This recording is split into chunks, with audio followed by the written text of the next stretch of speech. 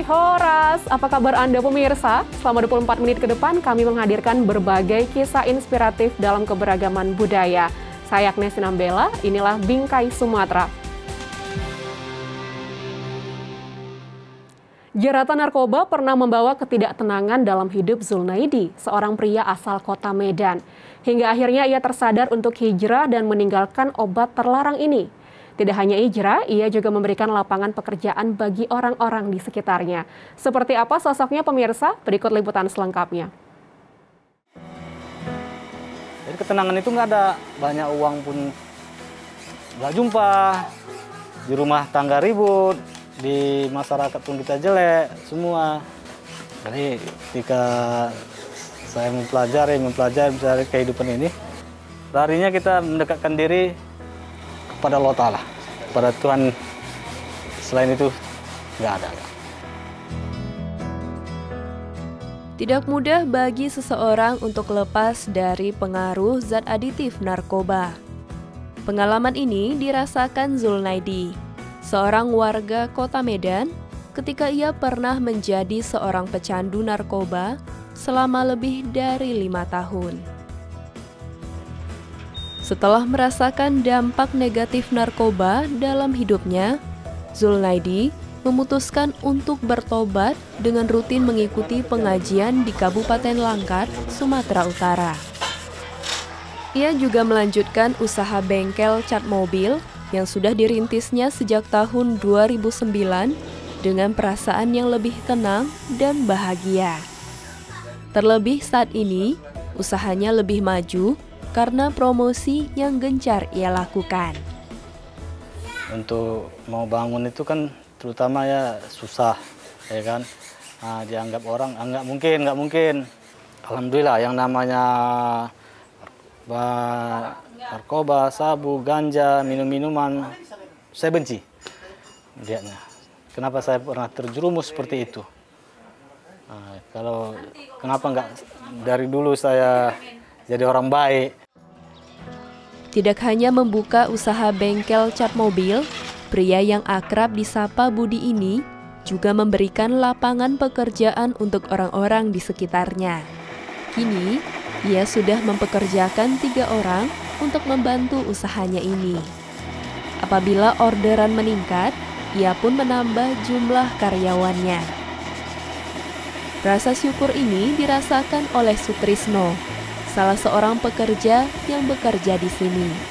Pria berusia 58 tahun ini sudah bekerja di bengkel cat mobil ini selama 6 bulan. Salah satu hal yang ia senangi dari sosok Zulnaidi adalah kebaikan dan ketulusan hatinya. Baik, perhatian sama anggota, semoga lancar usahanya. Ya, mudah-mudahan dia sehat terus. Jadi saya minta kalau yang sudah terjerumus narkoba, jauhi pemakai, dekatkan diri kepada yang kuasa, sayangilah keluarga. Jangan sempat terjerumus lagi. Dan apabila juga tidak bisa, saya bisa bantu. Saya bisa bantu dengan arti kata bukan melalui rehab, bukan dengan pengajian zikir, saya bisa bantu, saya bawakan, yaitu ke tempatnya ke daerah Babu Silam Langkat. Dari pengalaman hidup Zulnaidi, kita memetik pesan bahwa berubah ke arah yang positif memang tidak semudah membalikkan telapak tangan. Namun, dengan tekad dan usaha yang kuat, tidak ada yang tidak mungkin.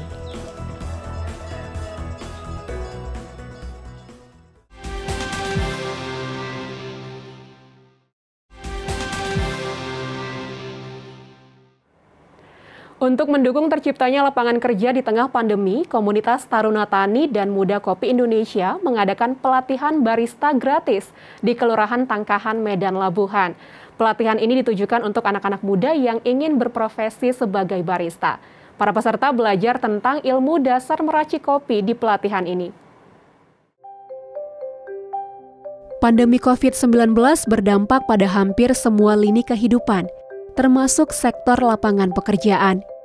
Riset tahun 2020 yang dilakukan Semeru Research Institute, lembaga independen yang melakukan penelitian dan kajian publik, mengatakan ada 2 implikasi krisis ekonomi yang dialami Indonesia pada sektor ketenagakerjaan.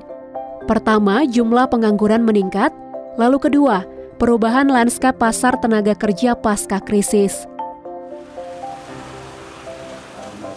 Dengan harapan dapat menciptakan lapangan kerja baru di tengah pandemi, Komunitas Taruna Tani Sumatera Utara dan Muda Kopi Indonesia mengadakan pelatihan barista kopi secara gratis.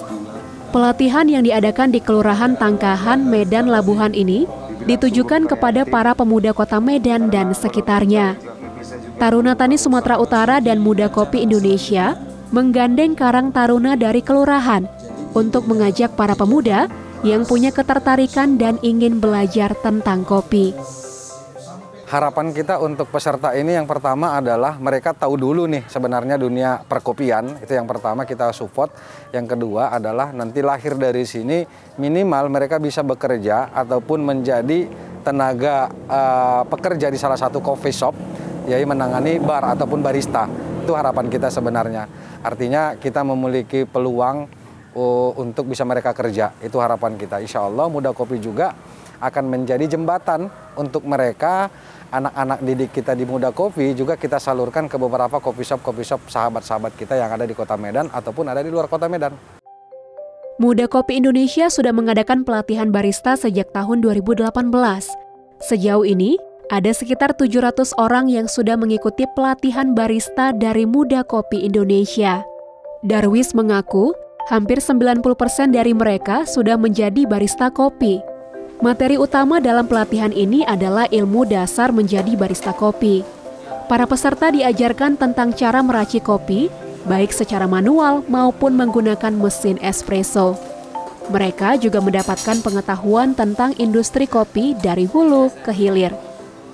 Kita ada bisa konsultasi masalah tentang perkopian, baik dari budidaya, baik dari penyeduhan kopi, kemudian juga bagaimana mencari pasar ekspor. Kita juga akan bisa konsultasi, bisa diskusi di tempat kita. Alhamdulillah buka di jam kerja dari jam 9 sampai jam 5. Namun ada juga requestnya kadang-kadang malam ada permintaan kita discuss.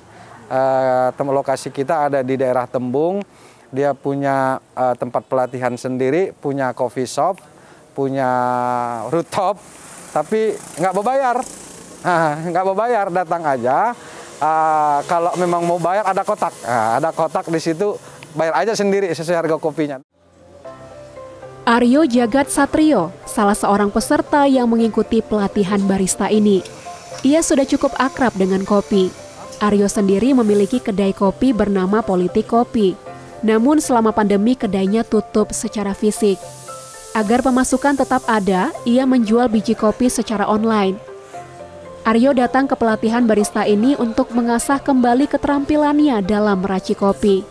Ia pun berbagi ilmu dan cerita dengan barista lain tentang siasat agar dapat bertahan di tengah pandemi ini. Dengan pelatihan ini, ya itu sangat buat saya menambah ilmu gitu. Yang harusnya bagaimana soal kopi, bagaimana standarisasi sebuah kedai kopi, bagaimana soal menu, bagaimana soal ketertarikan di dunia kopi gitu. Semoga dari pelatihan ini kawan-kawan lebih intens lagi di dunia perkopian. Karena jujur aja dunia kopi ini dunianya seluruh internasional. Ketika kita masuk di dunia kopi pasti kita udah masuk dunia internasional. Karena semua umat manusia yang di dunia ini pasti meminum namanya kopi gitu. Di tengah pandemi COVID-19, pelatihan barista ini merupakan kesempatan langka dan berharga yang perlu dimanfaatkan oleh kaum milenial. Momen ini membuka pintu peluang bagi para pemuda menuju dunia kopi. Ilmu dan pengetahuan yang diberikan menjadi bekal ketika mereka siap terjun ke industri kopi yang memiliki prospek menjanjikan.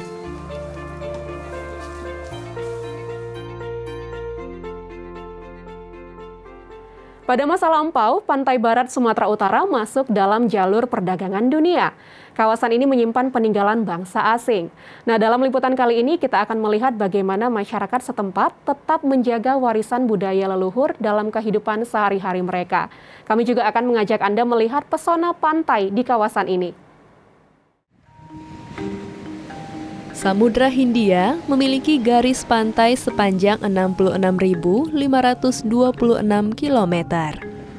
Dan saat ini kita berada di sepotong garis pantainya yang menjadi awal peradaban di pantai barat Sumatera Utara.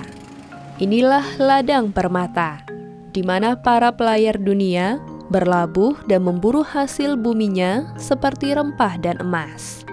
Apalagi kalau bukan Kabupaten Mandailing Natal. Sekitar abad ke-11, Imperium Kerajaan Portugis yang menguasai perdagangan rempah di dunia bertekad menguasai daerah penghasil rempah di Nusantara. Maka, pada 25 Desember 1492, mereka berlabuh di garis pantai yang kemudian daerahnya mereka namakan sebagai Natal.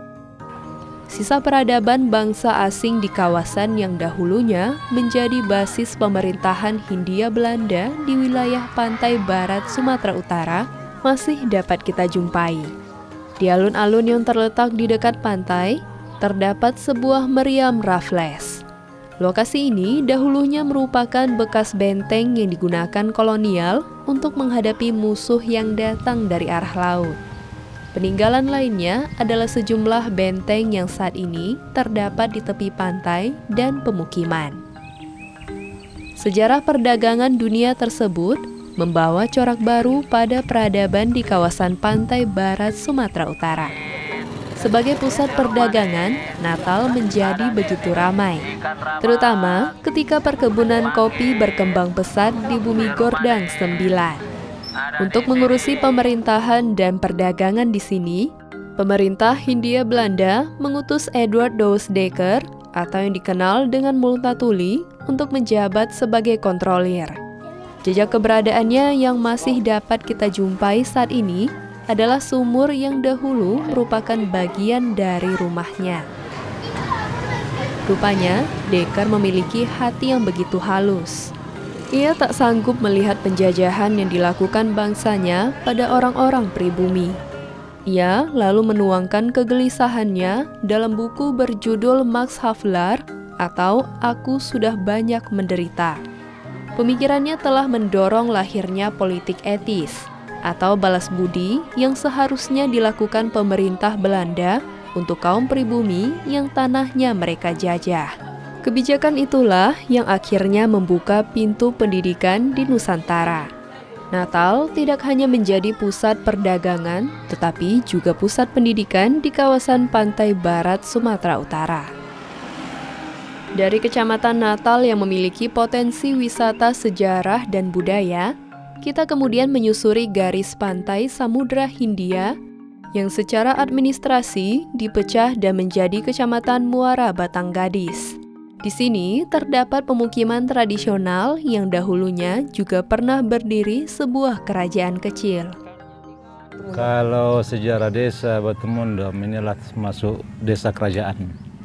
Ada dua raja yang memimpin sini dulu, namanya pertama Hamzah Jamba, yang kedua Ma Adam Siregar, raja kedua, baru diganti dengan ketua kampung, baru kepala desa. Rumah kerajaan masih ada bekas di sini, masih ada tinggal puing-puingnya, masih saya tengok nanti. Jadi itu Mundom, orang berinisiatif Batu Mundom itu batu yang tinggi di sana. Sebenarnya bukan. Mundom itu dalam arti sejarah, kecantikan, keindahan. Jadi kalau orang tua kita dulu bercerita, Batu Mundom itu adalah batu kecantikan. Adanya di bawah laut. Di bawah laut dekat muara. Apabila hari cantik, hari gelombangnya bagus, cuaca bagus, itu surut pasang, itu batu nampak. Batunya indah, batu keindahan. Jadi nenek kita cerita sama kita itu batu keindahan. Nah, itu arti Mundom. Desa Batu Mundom seolah tak terjamah modernitas. Masyarakatnya tidak kalah oleh gempuran peradaban modern, namun tetap mempertahankan jati diri dan warisan budaya leluhurnya. Lihatlah, rumah-rumah mereka masih sama bentuknya sejak awal leluhur mereka membuka pemukiman di sini. Bahkan tampaknya, budaya asing yang dibawa para pelayar Eropa di sepanjang garis pantai mereka pun tak dapat mengusik identitas budaya setempat. Mandailing Natal memiliki kekayaan alam yang melimpah dan masih begitu terjaga. Bukit-bukit hijau menjulang gagah. Hutan-hutan lestari menghampar bak permadani. Dengan bijaksana, mereka mengikat diri dengan alam. Pembangunan selaras alam. Begitulah kabupaten ini membangun peradabannya.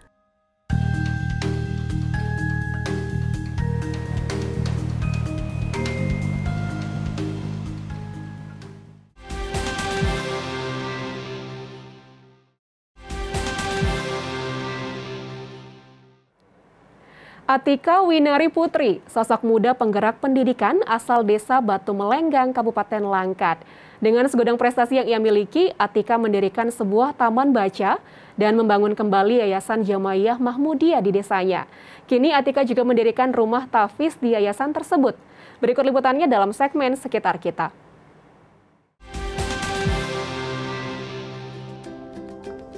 Kalau kita tunggu orang-orang untuk peduli, sama aja. Jadi kita menunda untuk pendidikan anak-anak. Jadi kalau prinsipnya Ika itu kita dulu mulai. Kita mulai, maka yang lain juga akan ikutan mulai. Atika Winari Putri atau yang kerap disapa Ika. Sosok muda berprestasi asal desa Batu Melenggang, Kecamatan Hinai, Kabupaten Langkat. Ika pernah menjadi salah satu perwakilan Sumatera Utara yang mengikuti pertukaran pemuda antar negara tahun 2018 ke India. Ia merupakan sosok yang sangat aktif. Selain menjadi seorang pengajar di salah satu pondok pesantren di Kabupaten Langkat, ia juga sedang menempuh studi magister di Universitas Islam Negeri Sumatera Utara. Dengan segudang prestasi yang ia miliki dan kesibukannya dalam berbagai aktivitas, tidak membuat Ika lupa akan desa asalnya. Ia berkeinginan memajukan pendidikan anak-anak di desanya lewat taman bacaan masyarakat yang ia dirikan bersama ketiga temannya. Taman baca ini bernama Ika Education. Awal mulanya tuh balik lagi ke passion, ke minat. Ika tuh suka sama dunia yang berhubungan dengan anak-anak, dunia yang berhubungan dengan pendidikan. Karena memang dari kecil tuh hobi banget sampai dibilang kutu buku. Hobi banget dengan buku, dan di rumah itu hampir banyak banget buku gitu, sangat banyak buku. Jadi bukunya itu nggak tahu mau diletak di mana lagi setelah dibaca. Jadi terpikir, oh kayaknya cocok nih buat taman baca gitu. Jadi karena apapun yang kita buat harus kita mulai dari landasan bacaan. Jadi biar kalau orang-orang jangan hanya pengkosong nyaring bunyinya, jangan hanya bercakap-cakap tapi nggak ada dasarnya. Taman Baca Ika Education dibuka setiap hari Sabtu dan Minggu, mulai pukul 1 hingga 5 sore. Di sini, anak-anak diajak untuk membiasakan diri dengan membaca. Mereka bebas membaca buku-buku yang tersedia. Tidak hanya belajar dan membaca, anak-anak juga diajak bermain dan mendengarkan cerita-cerita Islami. Di awal pendirian, Taman Baca ini dibuka di rumah salah seorang temannya. Namun, kini Taman Baca Ika Education berlokasi di Yayasan Jamaiyah Mahmudiyah di Desa Batu Melenggang. Tekad Ika untuk memajukan desanya tidak sebatas mendirikan taman bacaan masyarakat saja. Pada Juni 2021, Ika mendirikan sebuah rumah tahfiz. Rumah tahfiz ini sebagai wadah bagi anak-anak Desa Batu Melenggang belajar dan menghafal Al-Quran. Rumah tahfiz ini juga berlokasi di Yayasan Jamaiyah Mahmudiyah. Ika memanfaatkan ruangan-ruangan yang ada di yayasan ini. Kegiatan belajar mengajar di rumah tahfiz ini dilakukan setiap hari Senin hingga Jumat sepulang anak-anak belajar di sekolahnya masing-masing. Di sini para santri diajarkan membaca Al-Quran, menghafal ayat-ayat Al-Quran, dan menyetor hafalan Al-Quran. Kini, ada sekitar 30 santri yang belajar di rumah tahfiz Batu Melenggang, mulai dari tingkat sekolah dasar dan SMP. Semuanya tampak bersemangat belajar di rumah tahfiz ini. Karena kan kalau di taman baca itu kita fokusnya ke dunia umum gitu, secara basically umum. Karena memang anak-anak tidak kita fokuskan hanya untuk agama saja, belajar agama saja, tidak. Jadi caranya adalah Oke, yang pertama kita buat bermain sambil belajar khusus di taman baca. Tapi apa nih untuk investasi akhiratnya apa gitu. Jadi terpikir, oh kita sama tim buat rumah tahfiz. Kita buka rumah tahfiz untuk investasi akhirat kita gitu. Jadi untuk karena kan memang kalau di taman baca itu kita pengen anak-anak berkarakter gitu kan, berkarakter. Kedua kalau untuk yang di rumah tahfiz kita maunya anak-anak yang untuk membentuk generasi Qurani gitu. Setiap Ika mau nyerah gitu kan, setiap mau nyerah, setiap lelah, wajar, namanya manusia pasti ada rasa lelah. Tapi setiap kita mau lelah, lihat anak-anak itu semangat, kita lihat mereka ngafal, yang honestly kita juga hafalannya juga belum sempurna, tapi lihat mereka semangat menghafal, jadi itu ada rasa kita kayak ayo mereka aja kuat gitu, kenapa kita nggak kuat gitu. Jadi setiap mau nyerah banyak orang-orang yang mendukung dari belakang. Sosok Ika sangat dikenal baik di kalangan masyarakat desanya. Hal ini diakui oleh salah seorang kerabatnya, Syarif Syahputra Hasibuan. Menurutnya, Ika merupakan sosok yang patut ditiru. Selama ia mengenal Ika dan sering bekerja sama dalam menggerakkan masyarakat desa Batu Melenggang ke arah yang positif, Ika selalu total dan penuh dengan ide-ide kreatif. Menurut saya, Atika Winari Putri itu sosok yang luar biasa di desa Batu Melenggang. Hari ini kita lihat sama-sama, Atika itu mampu membuat taman baca di desanya dan mampu juga membuat rumah tahfiz. Di desa Batu Melenggang ini hanya kami bertiga dan berempat, yaitu Atika, saya, Eeng, dan Indana Zulpa. Itulah kami bekerja di desa Batu Melenggang untuk mencerdaskan putra-putri desa Batu Melenggang. Harapan saya untuk Atika Winari Putri terus berjuang, terus semangat, terus berprestasi dalam bidangnya sendiri. Ika adalah sosok inspiratif yang patut ditiru, khususnya bagi kalangan muda. Semangat dan tekad memajukan pendidikan anak-anak di desanya layak diapresiasi.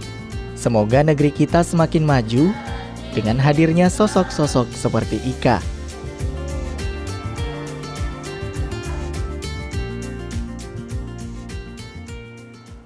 Sekian program Bingkai Sumatera. Jaga diri Anda dengan menerapkan protokol kesehatan 5M dimanapun Anda berada.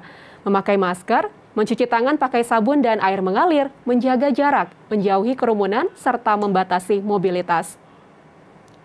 Tetap semangat menyebarkan kebaikan. Saya Agnes Sinambela pamit. Sampai jumpa.